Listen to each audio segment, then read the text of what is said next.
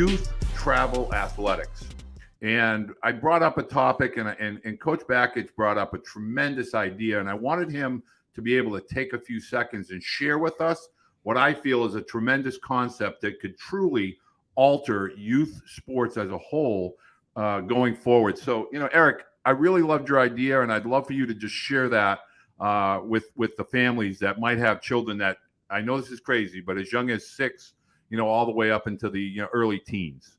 Sure. No, it's a great topic, Walter. And I think what we're trying to combat is the burnout and kids quitting sports. We talked about, just a little bit of time I spoke at with the Aspen Institute and learning that the average age of retirement in the United States for youth sports is age 11. And that's just, that's so unnerving and unsettling to think that kids aren't playing sports beyond age 11. And you look at, well, why is that? And a lot of sport at those ages turn into a sport specialization and a year-round commitment. And it's just something that couldn't be more against the idea of a 6 to 12-year-old specializing in one sport and what that does from a burnout standpoint, a lack of enjoyment standpoint. And the other thing for baseball players, if you want to be a great baseball player and play at the highest levels, then be an athlete first and sports sample and play lots of sports and boost your athleticism, because you have different motor patterns that you're able to do through different sport participation and gain different types of coaching and make new friends. There's so many benefits to it, but just from the standpoint of being a better baseball player, be an athlete. And one of the ways that to combat the year-round commitment of just playing one, whatever the sport is, but since we're talking about baseball, it's baseball.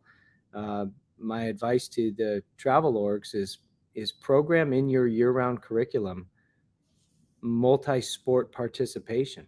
Program in football in the fall and basketball in the winter, or whatever the case may be. But these 6 to 12-year-old kids, parents should not be specializing in one sport, regardless of the sport, for 12 months. Be athletes, sports sample, play lots of sports.